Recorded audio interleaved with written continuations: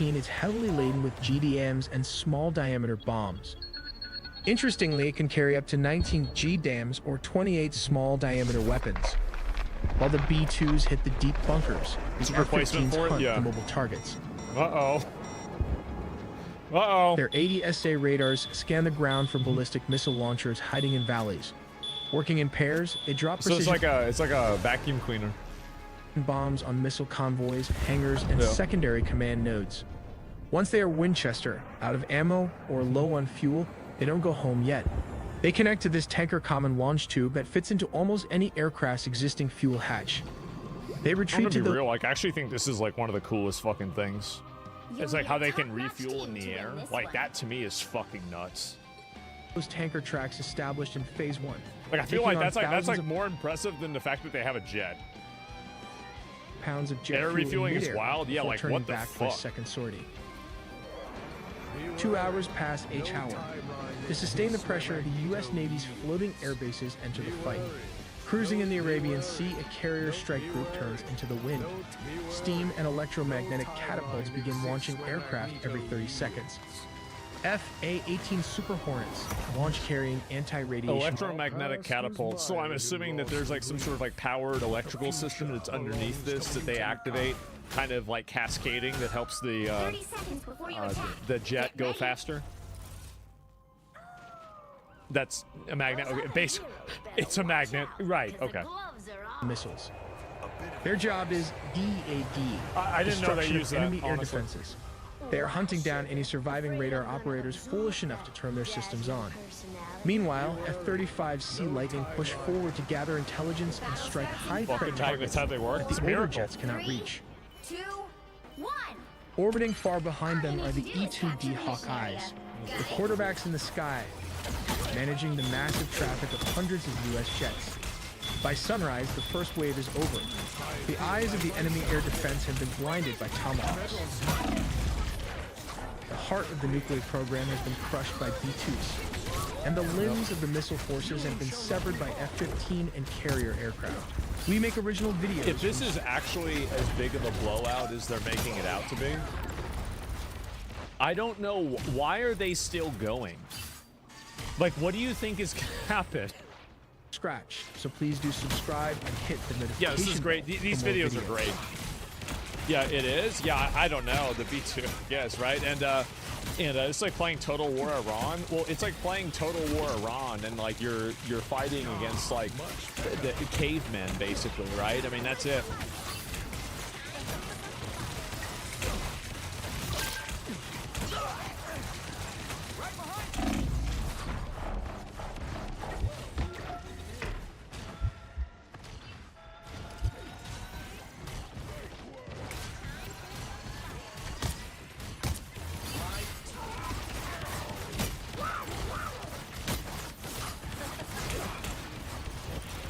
Back in 2011, Angry Birds was everywhere. Yeah. They had multiple different games, toys, and Yep. movies, I remember generating seeing this on hundreds of Target. millions of dollars. But by 2019, they were firing masses of staff, and Well, since then everybody's doing things that. have only gotten worse. Perhaps it's just karma for stealing the initial idea. Angry Birds wasn't an original concept. In April Oh. 2009, a game was released named Crush the Castle, which required players to fire a trebuchet into a wooden structure hiding many people. Well, 8 months later, in December 2009, game developer Rovio made an app named Angry Birds, which, while clearly being a rip-off, was better in every way. It had I think this is the way every game is. Like, there's a lot of games that copy other games. I don't think that's necessarily a bad thing. Like, in general, I just want better games. all the cleaner Yeah, animated it's not illegal. graphics and different stages, each with different levels. Especially when you're talking about something that is effectively the application of physics interactions of objects, right? It's not like this is some kind of like crazy esoteric arcane video game idea. This is the application of physics in real world objects. You got points for every enemy killed, and points for every bird you didn't use, giving players the chance to compete for high scores. That's right. Throw in 5 different birds with 5 different abilities, as well as a cool, catchy soundtrack, and it's easy to see that Angry Birds was better. They developed 51 games prior to Angry Birds, none of them saw even the smallest bit of success. 50 fucking Therefore, games? when Angry Birds took only 2 months to become the #1 paid app in 60 countries, they understandably took the chance to milk it. Well, They also, make- like, the marketing for the game, like, the game is very marketable. Like, the little birds here are perfect. They're amazing. It's a best mobile game? Yeah, it's a great mobile game. Loads of different varieties like Angry Birds Seasons, Angry Birds Space, and Angry Birds Star Wars, Sure. helping it become the #1 paid app in Apple's App Store Yeah. with 6 to 7 million paid downloads. Hell yeah. By the end of Angry Birds' first year, they'd made $10 million US, but players still demanded more. We have so many fans who have asked for the plush toys, so these are going to be available That's in Target. just Yep, weeks, I'm foreseeing and we're these. really trying to build Angry Birds into this entertaining franchise. It took only 4 months before they'd announced 60,000 Angry Birds soft toys have been sold. Because they're great. They're little soft plushies. They're cute. People like having them. Like, how many fucking Kirby's does Emerald have? You really telling me that nobody is gonna buy one of the red bird ones? Come on. Of course this is gonna happen. as the game itself became the best-selling paid app of all That's time. nuts. Within Angry Birds itself, they'd implement microtransactions like Mighty Eagle, which allowed players to pay to clear entire levels. With celebs like Justin Hold up, Bieber, what? The Mighty Eagle? which allowed players to pay to clear entire What the levels. hell? I don't even say, oh, maybe the oil's underneath here. Levels. With celebs like Justin Bieber even advocating for it, Angry Birds made $100 million in 2011 Not surprised. and went from 28 employees in the beginning of the year to 224 employees by the end of 2011. Yeah. 5 months later, they set a new world record. Wow. First mobile game series to reach 1 billion downloads. And it was paid. They That's doubled their crazy. revenue again by the end of 2012, at which point they started to face a serious problem. The game was getting stale. They'd made multiple different Angry Birds versions, but hadn't changed the concept in over 3 years. As a result, in the following year, their profits more than halved, with Angry Birds falling to 59th in the App Store, forcing the franchise to try a new format. They'd release Angry Birds Go at the end of 2013, and while this was somewhat of a Mario Kart ripoff, people absolutely loved it. So, I mean, it's fun. It is good fun. It looks good. It plays well. Professional reviewers gave it 7.7. That's really good. That's great. Their favorite Angry Birds game and perfection at its finest. That's good. Rovio therefore continued to experiment, releasing an RPG game named Yep, Angry Honor Birds Battle. Epic, which again received incredible reviews, reading the latest Angry Birds title is a welcome addition to a franchise. They're making which good hasn't calls. seen Yeah, much this is good. change since its inception back in 2009. Similarly, users said it might be the best RPG title I've ever played. And honestly, a pretty solid time. I think the approach they went with here really worked and paid off. The only problem was, these games didn't sell merch like the original Slingshot formats. Therefore, merchandise sales plummeted, while total 2014 revenue dropped, and profits fell 73% to 10 million euros. As a result, Dude, this is like, that's just what happens. Like, I don't even think that's bad. I mean, you can't expect a game like that, like, especially meme games like this, to do so well, like, long term.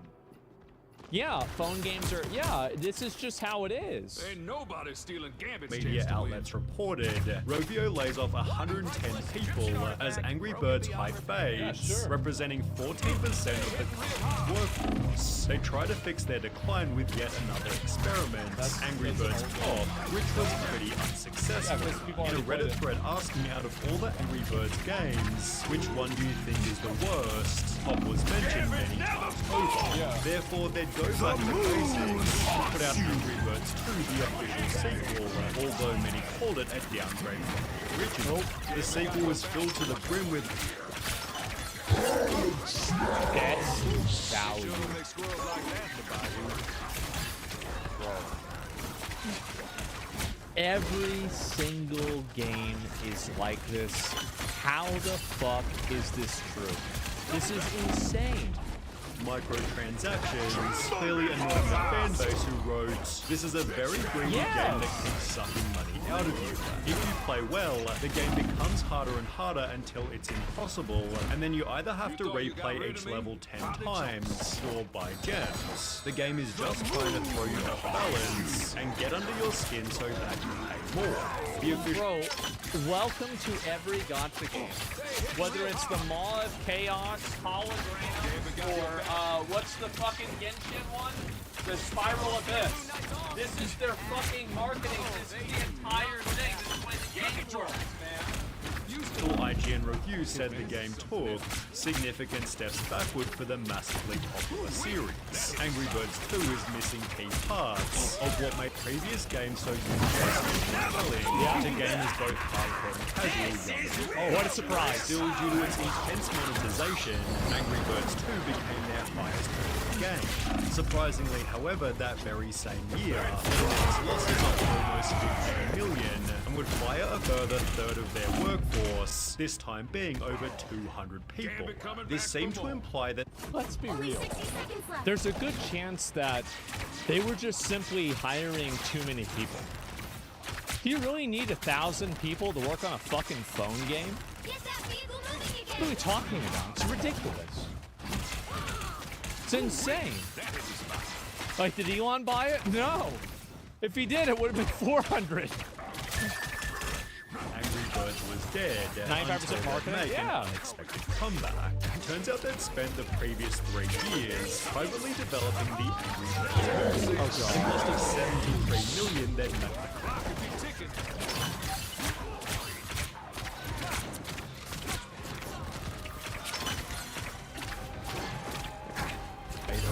bets, but with a star-studded cast and a fun little story, the Angry Birds movie did surprisingly well. It made over 350 million from its 70 million budget and put Angry Birds back into the public spotlight. People began replaying their previously released games, while Angry Birds theme parks popped up in different countries. Media outlets reported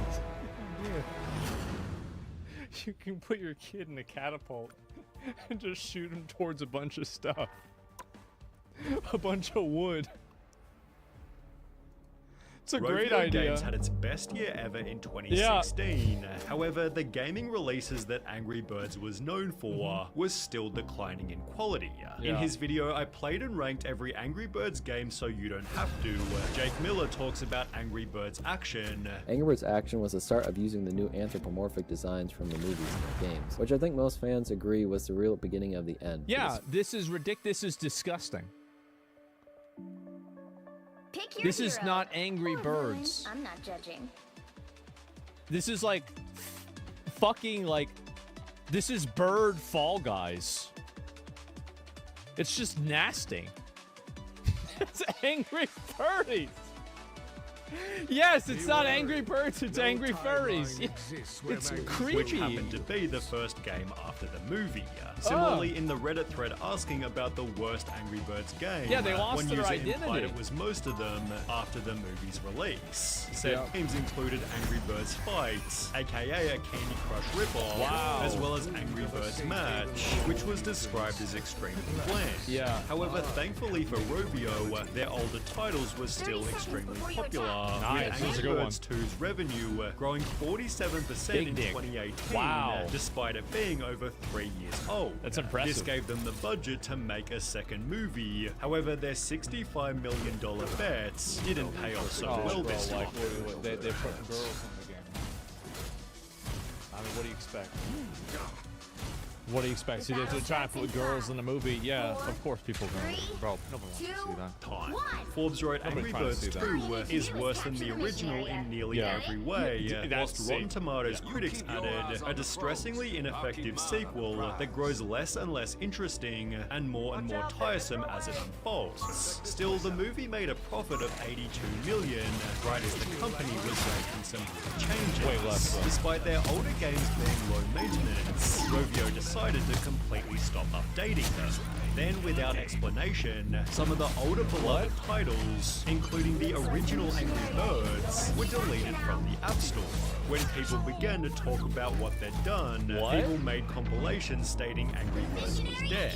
There were comments like, "Remember when Rovio actually cared?" whilst #BringBack2012 began to trend on Twitter. Things got so bad that Rovio apologized, stating they only did it as maintaining the highest quality of updates and live operations isn't possible without old games. Why not?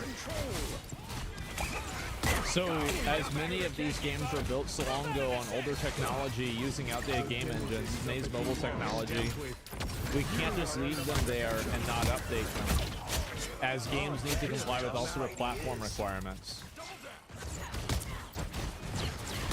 It sounds like bullshit. In response to the backlash that announced they plan on redeveloping Angry Birds Classic, which was re-released on the App Store in 2022, but at a price of $1.99 with no in-game purchases. They'd changed Classic's name to Red's First Flight, making it harder to find in the App Store. Why would you do that? Thus prompting players to buy the newer, more popular games. This No.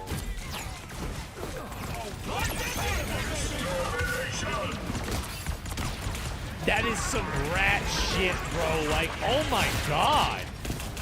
How do you do that?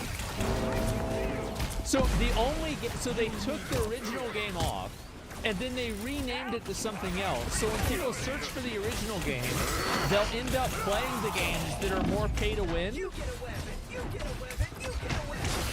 Successfully fooled some people who struggled to find it on the App Store. However, others knew exactly what Angry Birds was doing. They got rid of the old ones so that you would have no other choice than to play the modern Candy Crush-esque games. They despised the games that made the company and so lost its spirit. Oh my god. Rovio basically confirmed this, openly stating they changed the name due to the game's impact on our wider games portfolio.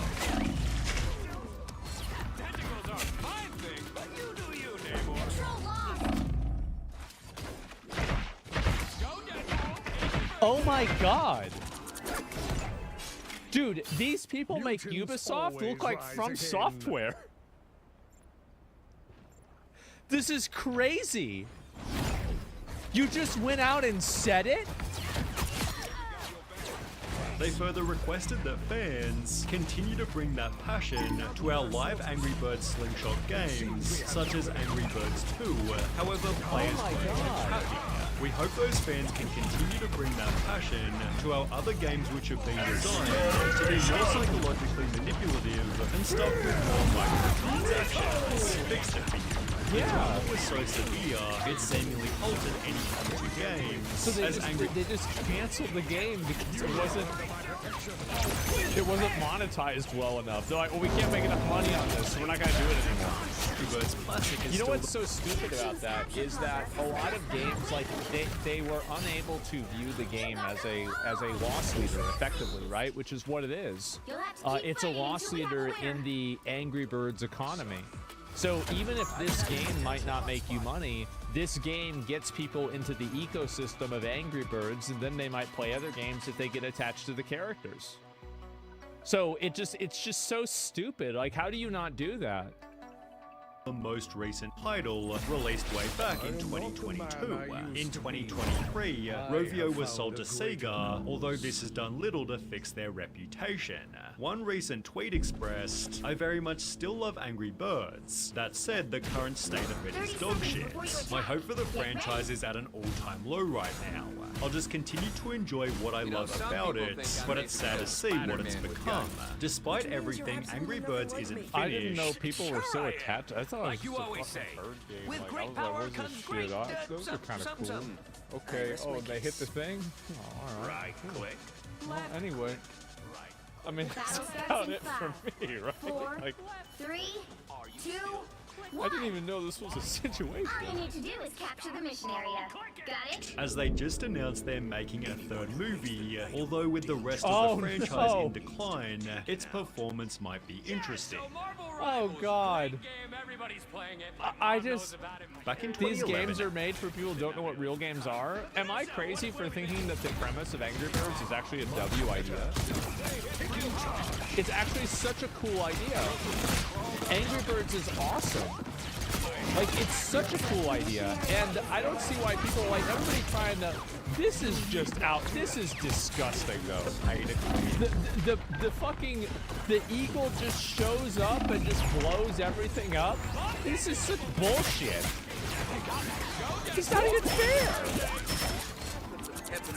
Yeah, what is this? Just one-shots the whole thing. Yeah, they're calling it a fucking nuke. Well, anyway, yeah, I'm not surprised when a nostalgia hit.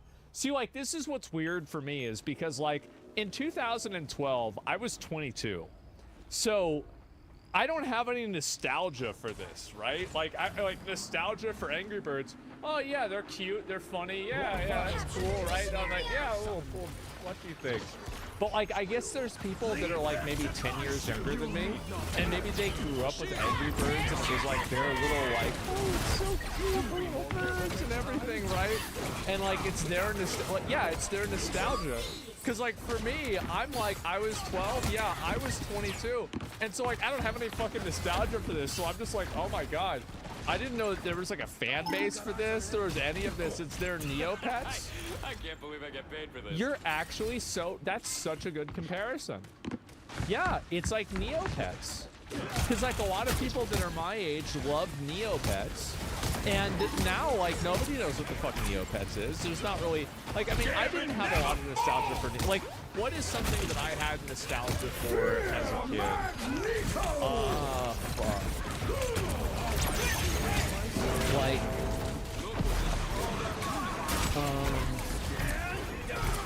I'm trying to think about it. Tamagotchi. Yeah, but like, I did that one time. I was done with it, right?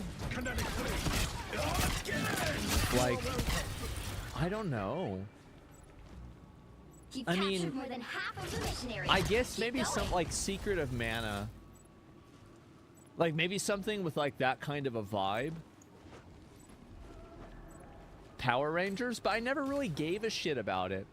So, like, the shows that I liked the most, I liked Ed, Edd n Eddy. That was my favorite show, and that was the only show that I really, really liked. All of the other ones, like Johnny Bravo was funny, Dexter's Laboratory was funny, it was a spectacle, right, it was good, but I really, really, really liked fucking Ed, Edd n Eddy. And then also Thundercats. I thought Thundercats was super fucking cool. And I'm trying to think, like, what the other ones were besides that. Well, I mean, like, yeah, I watched Cow and Chicken, Courage the Cowardly Dog. But, like, it was Ed, Edd n Eddy for me. That was my favorite one. Because, like, I could relate to it really well. Because, like, we didn't, I don't live in a cul-de-sac, right? But, like, we have, like, that neighborhood group of kids that would get together. And so, like, I was like, oh, this is a show, like, it's kind of like how we are, right? And so it's recess. Yeah, exactly. Kids Next Door. Well, the Kids Next Door, like, that came out when I was, like, I think 10 or 11. So, like, I was already kind of past the point, like, because so I watched, like, I would say at, like, 11 or 12, I went from watching, like, normal cartoons to watching stuff like, I would say, like, a little bit of Dragon Ball Z, and then also The Simpsons, and then I went from that to watching Fullmetal Alchemist and, like, Ghost in the Shell and, like, that kind of, like, anime. And then from that, I was just watching, like, normal movies, right? I'm trying to think besides that. So I kind of stopped watching cartoons, like Cartoon Network cartoons. I mean, if you want to, I mean, DBZ was Cartoon Network, don't get on me. But, like, and also, I mean, to be fair, Adult Swim was also on it, Cartoon Network at night.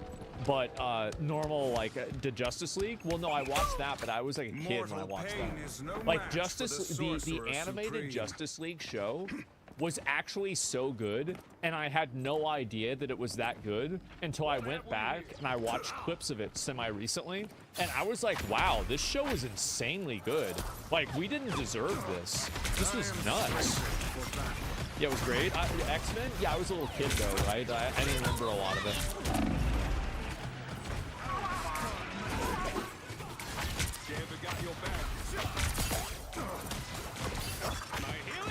Can't keep up. By the eye of the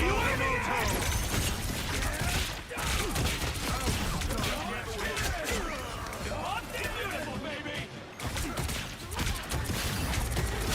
Keep fighting until we have a winner. I actually think that it's over for Ubisoft. Silence your critics. I do. I think it might actually be over. Everybody said I was crazy when I said it was going to happen on Twitter. They said I was delusional. To your fans, double down on poor Yep. decisions, ignore feedback. What's that? Oh, this is a big bag of feedback. We don't need that. Isn't that Chipotle? And then virtue signal from your C-suite office. That is the Ubisoft plan for success. That's to get them right back on track. I am floored. I can't believe it. You know, everything that they've done, every action they've taken, everything that they have said has only dug their grave even deeper.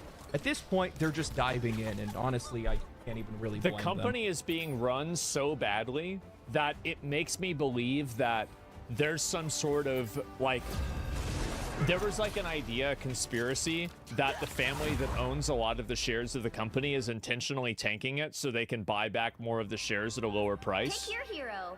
Or And villain. it's I'm not so judging. bad that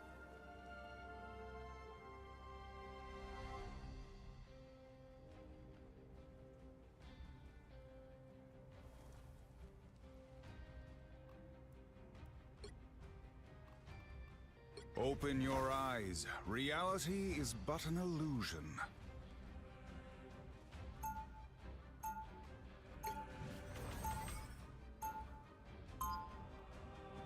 DEI, aka didn't earn it. Diversity, equity, and inclusion, aka fuck white people, we don't want them here. Let's talk about it. Diversity, equity, and inclusion claims to fight discrimination by prioritizing underrepresented groups in hiring and promotions. False. It does the exact opposite. It gives people who are less qualified to get a job they didn't earn. Supposedly boosting diversity, inclusion, and positive outcomes for everyone. In this video, I'm ranking and debunking the most common arguments defending DEI on a tier list. From the ones If you defend DEI, you are genuinely retarded. that at least attempt coherent reasoning to those built on straight-up deception. DEI increases profitability. This claim argues that the firm that use DEI have seen an increase in performance, as There is no way hiring someone based on their race over their qualification is going to increase your profits. That makes no sense. Why would less qualified people drive business on? much as 25 to 36%, according to a notorious McKinsey study. Unfortunately, the often cited study is a fantasy. Attempts at replication, such as Green and Hand's 2024 study, find no link. Additionally, companies that rolled back DEI programs have reported no financial harm from doing so. Multiple meta-analysis on board gender diversity show near zero or negative correlation of performance. Flawed here. If McKinsey's study wasn't a fantasy, this would have been the strongest argument for DEI. Diverse teams are more creative. Yeah, if it wasn't complete bullshit, it'd be a really good argument. This claim argues that different cultural backgrounds lead to different ways of seeing the world, leading to more creativity. This argument implicitly assumes that all cultures are equal for any given task. I could understand this argument of bringing different cultures can increase creativity. This one I would actually, that one makes sense to me. I would honestly believe that. I get that, you know, like, if everybody comes from the same background, the ideas are crazy, bring in different people from different cultures. I totally get that. Just offering fresh perspectives on how to do things. They are not. The fact that your most recent hire traditionally eats banana and rice doesn't mean he has any real insight into a technical problem. Sure. Studies show skill/professional background diversity helps innovation, but race and gender diversity shows mixed to negative effects on creativity. Flawed here. Interesting. Because I could understand how someone would get to that analysis, right? Like a person who grows up in Africa is going to have some different ideas than someone who grows up in America. However, in the same vein, if someone who lives in America just studies fantasy their entire life, what else is another country really going to have a person of a different color if they all study the same things? So I can understand how it's also bullshit, but it's close to a good argument. DEI reduces human bias. This claim argues that human bias plays a part in disparate outcomes and should be fought against. And it's true, humans do have a bias. But I don't see how the solution to human bias is blanket systemic bias. It gets even more ridiculous when you look at who has the most in-group bias. Whites, for example, consistently show the least in-group bias, and yet DEI targets them negatively.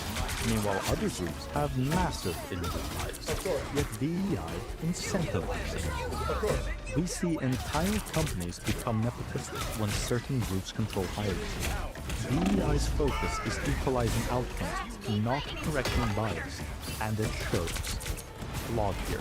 Yep. DEI improves. But the concept of DEI is so fucking scary to me, man. Can you imagine, like, going to, like, an airplane and hearing that, like, you have a black pilot that was hired from the DEI program? Or imagine, like, going into a courtroom and finding out that, like, your judge was from a DEI program? Like, that would be scary as shit. When you have to rely on these people who were put in these positions because they were just fitting a need for that race, fuck that, bro. That is freaky as shit. Absolutely not. With employee morale. Has anyone had to sit through a mandatory 8-hour DEI lecture? Yeah, or your lawyer? Fuck that. This one is laughable. In fact, DEI programs have been directly linked to increased turnover and churn, including among the groups that they set out to protect. Weak tier. DEI better serves diverse markets. The claim here is that diverse workforce can tailor products to their own identity groups better. But then why do we not just use this? I would like to circle back on, like, tribe culture. I don't think that tribe culture is wrong in any sense. I think it's totally fine if blacks want to live amongst other blacks, or if, you know, Indians want to live amongst other Indians. I don't really understand why someone would migrate to another country that's predominantly white and then say we don't want any whites. Right? Just like if I were to move to China, I think I would have to, you know, learn Chinese and integrate with Chinese culture. I think, you know, there's Americans, they want all white neighborhoods, that's completely fine, right? If you're in China and you want all Chinese neighborhoods, that's completely fine. If you're in Germany, you want all German neighborhoods. If you're African, you want all African neighborhoods, that's completely fine. But I don't get how a group of motherfuckers can come to another country and then say, this is now our space, you get out. Like that shit we saw in Britain with the Muslim groups, where they said, this is Muslim only. No Christianity, no Christianity. You can't do that. That's where I draw the line. You can't go into somebody else's space and tell them how to run shit. It makes no sense. Standard narrative. If they actually deliver a better tailored product, then they are of greater merit, and we don't need DEI. And if they don't deliver a better product, then their identity is irrelevant. Customers consistently prioritize price and quality over feeling represented. Weak tier. DEI broadens the recruitment pool, resulting in higher talent. This one is... No, that makes no fucking sense. That makes no sense. If what you're hiring is wrong, you don't want a bigger pool when you're hiring on people who are like, yeah, you're broadening the pool, less certified people, but why would you want that? Just a lie, because DEI competes with standard merit-based hiring and argues on the basis of hiring for identity. This is obvious. If you're making identity relevant to the hiring process, you automatically devalue merit. There's no way around that. Because of diversity purposes, firms often have to lower standards. Deceptive here, and is particularly troubling when an emergency service like a fire department. True. DEI. Yeah, I'll be real. Like, sorry, ladies. Like, once again, sorry, ladies. If you're like a woman, majority of the time, I don't want you to be the person in charge of carrying me out of the burning building. Okay?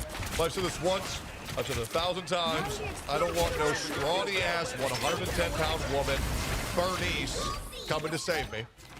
I want 330-pound big black Tyrone coming to lift my ass up out of the fire and carry my whole family on his strong black back.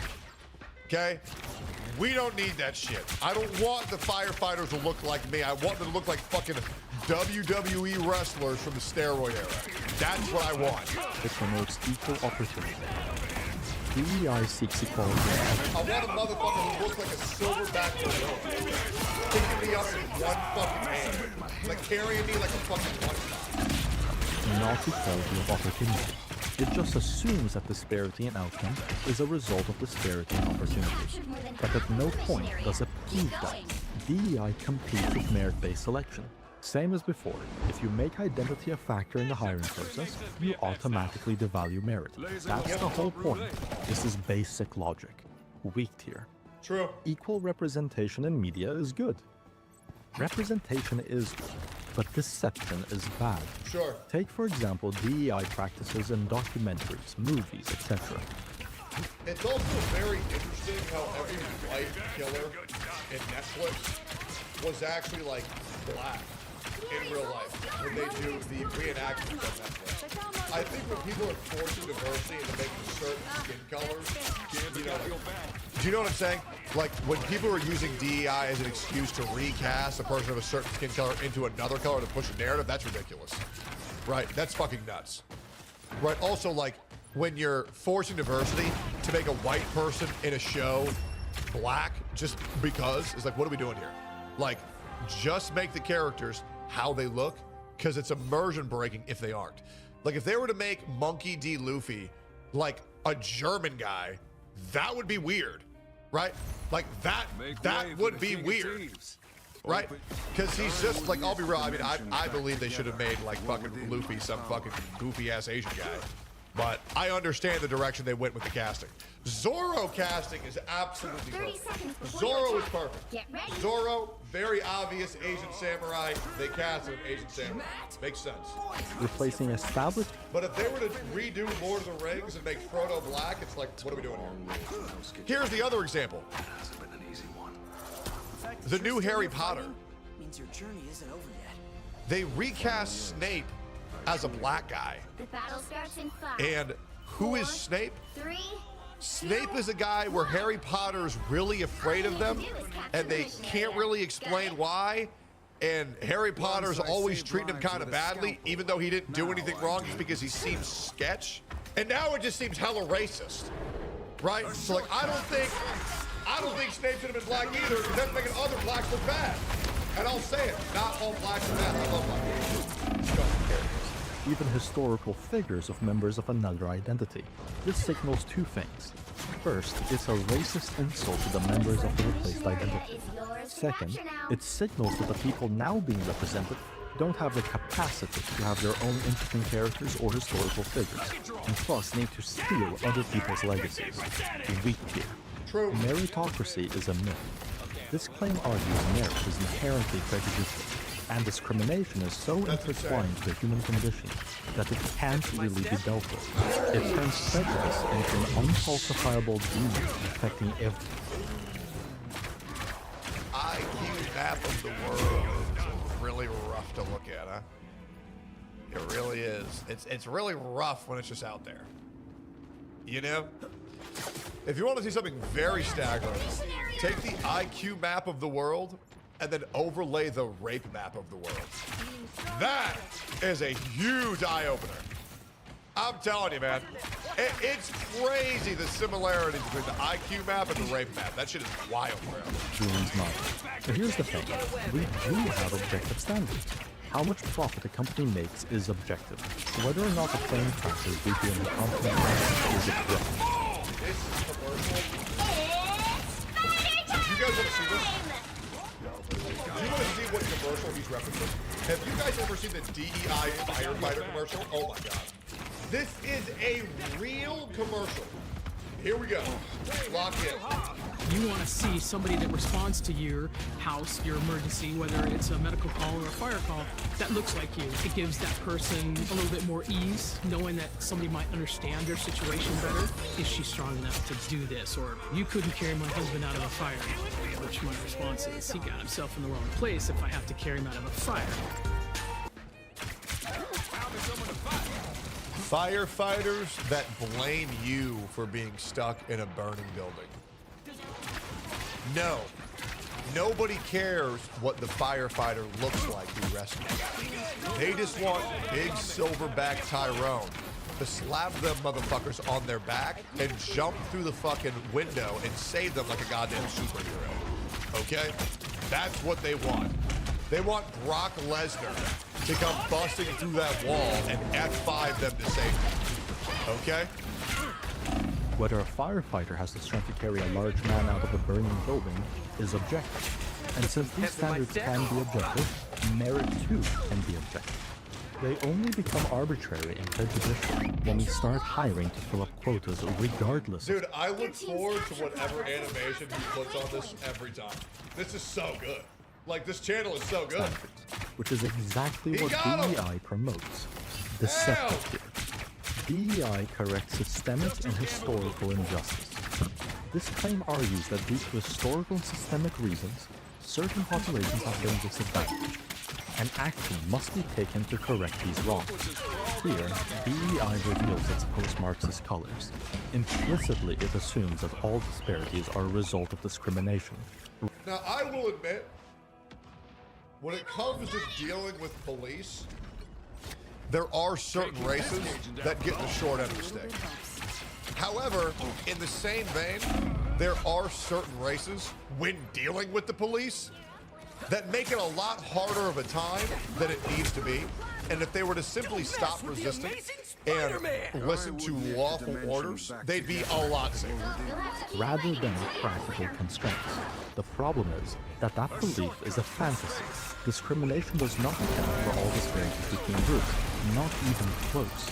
When asked to point to specific injustices, laws, or systems that artificially cause these differences, the post-Marxist consistently fails. But his mind does not allow him to consider non-systemic reasons, as that would be racist or sexist in his worldview. Post-Marxist attempts to correct supposed injustice does nothing, except create new victims and breed resentment. Deceptive here. DEI is based on a single premise. Disparity is the result of systemic oppression. But that claim doesn't align with reality. Nope. And as a result, their initiatives to combat the made-up demons in their heads do nothing but harm the very people they are trying to help. True. That concludes the tier list. If there are any... Incredible video. Insane true. Insane base. Like, comment, subscribe. You'll need a top-notch team to win this one.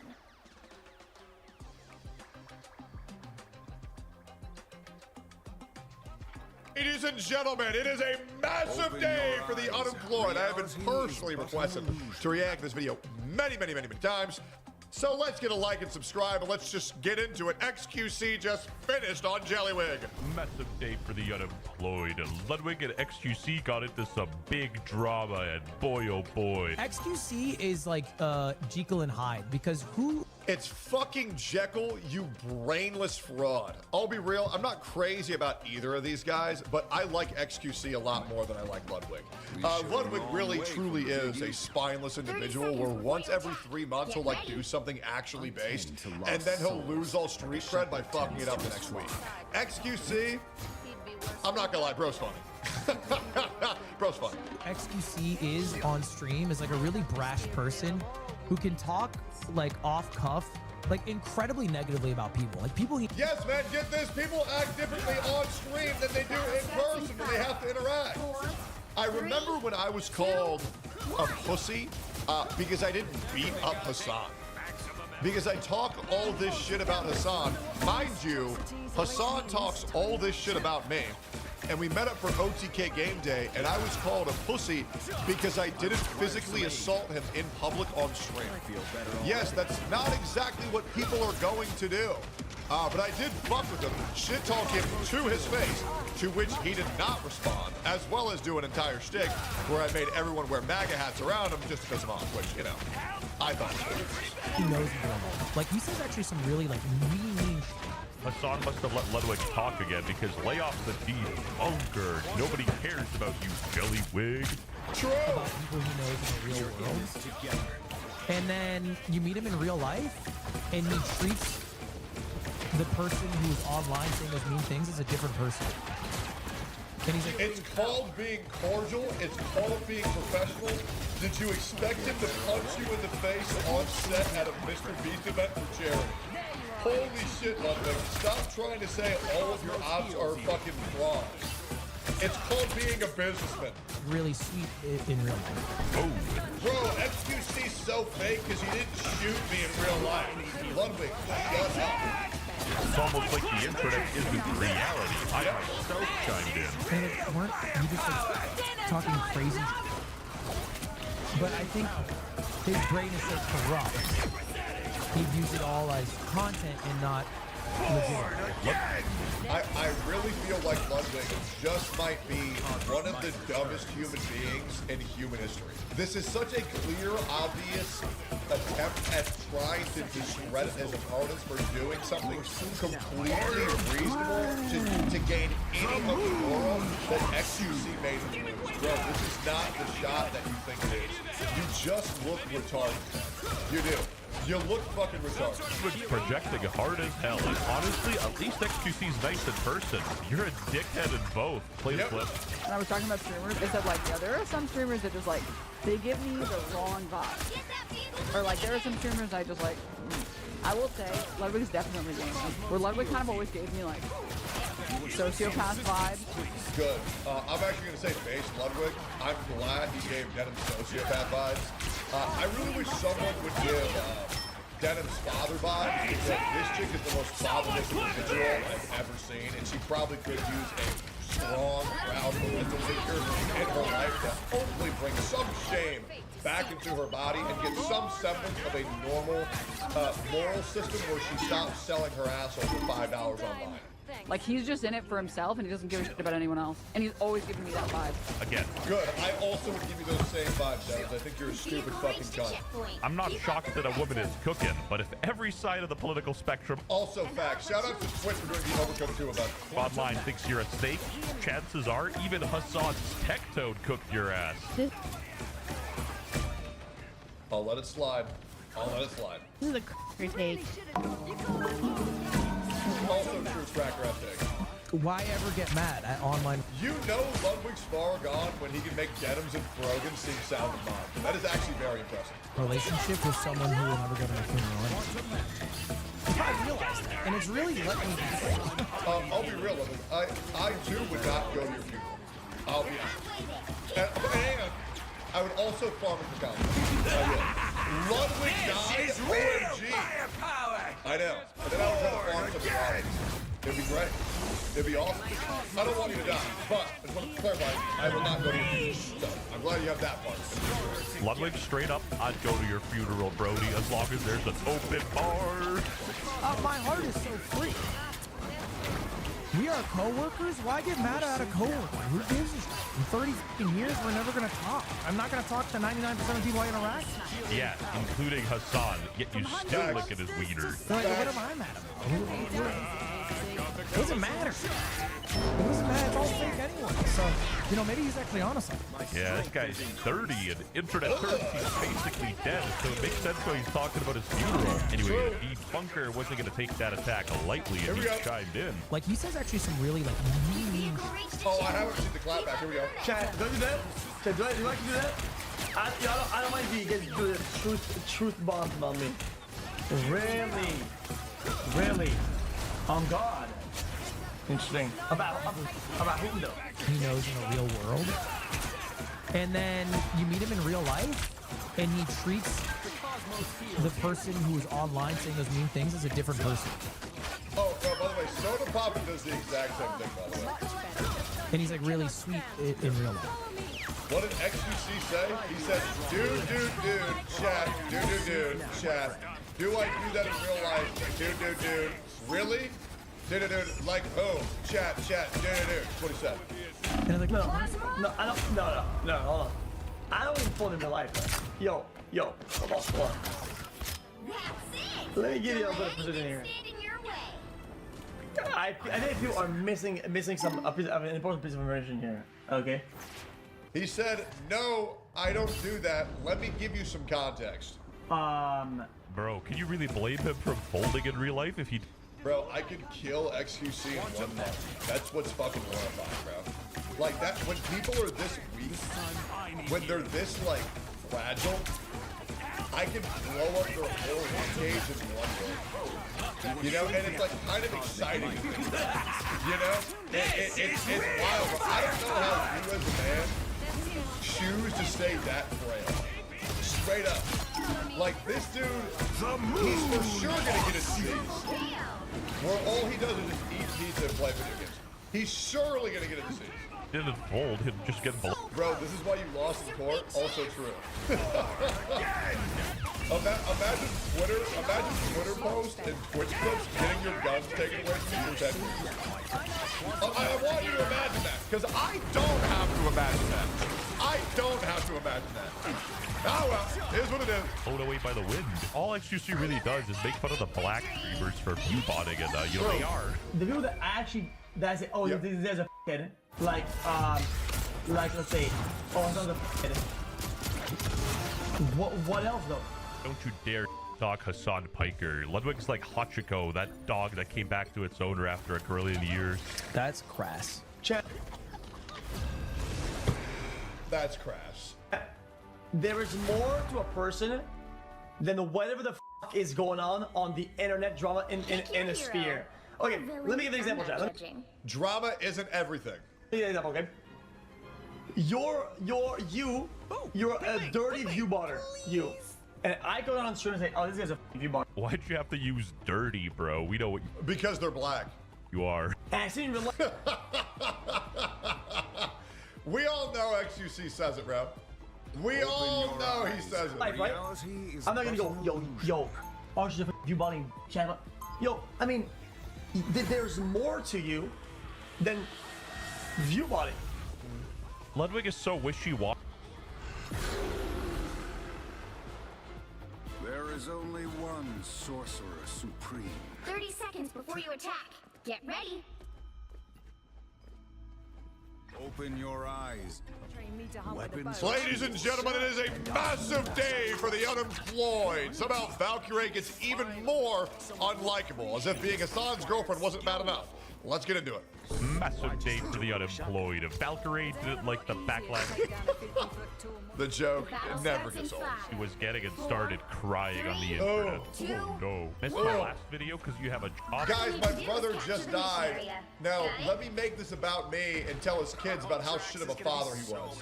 Man, I can't believe people got angry at you, Valkyrie. What a shock. Well, basically, her brother died and she made it about herself. Yep. Thank you to those that were being empathetic towards me and understanding that I was just being shocked. I was just around. It really was. Yeah. If he would have just like, called or like apologized, just even an apology for something tiny, like, hey. Here she is with Ludwig's dishwasher. Man, if only his alcoholic dead brother would have called, then he wouldn't have ran his name through the mud to his kids as their father just died less than 24 hours ago. And then maybe they wouldn't have seen their aunt shitting on their dad while they're trying to grieve. Then I needed an apology. I needed an apology for me to forgive him. Yeah, because the guy dying isn't bad enough. Jesus. They're angry at Twitter for being Twitter. That's like a doctor being mad that his patient caught a fever, bro. It's expected. Yep. Yeah. I would have threw everything out the window. I would have, oh, let's go get coffee. Let's go. I'll fly out to watch Sarah Howard hang out. Yeah. Well, then, if you were that close to being cool with him, why the fuck are you angry that, like, why are you fucking shitting on him when he died? This bitch is such a liar. It's crazy. Like, this is such a manufactured moment by a compulsive fucking liar. Yeah, I mean, if you would have said sorry, I would have instantly forgiven him. Oh, the guy died and he was a bitch. Shut the fuck up. Like, just even a crumb of, like, effort. Right. You know? Right. Yeah. It's hard when you care and the other person doesn't. Oh my god. Yeah. And I'm sure there's a lot of people that experience the same thing. Like, I think this is such a common thing. No, this is very common. This is such a common thing. Yeah. Where your family member who you were just about to forgive died without apologizing for a minor incident that happened years ago. And now you gotta shit on them to their kids less than 24 hours after the person died. Jesus. WestJet, blow your nose. And it's normal. This is normal. Grief is normal. You know what? Maybe I was too harsh on Valkyrie as well. The reason why WestJet, don't you dare be a liberal here. she leaked all this isn't because she's weird and schizophrenic. It could just be because she has nobody else to talk to. I think... I'm hunkering down. Yeah, Valkyrie doesn't really scream person who has lots of friends offline, bro. I'm not gonna lie. I wouldn't want to talk to the bitch either. I think I should know better. I'm starting to actually get tired of blaming us. Can you imagine being friends with QT Cinderella? Like, imagine being offline and saying, yeah, that's somebody who I want to talk to. Bro, that's a horrifying thought. Like, I want you to really think about that idea. Holy shit. Like, that's impressive to be that desperate. Ludwig's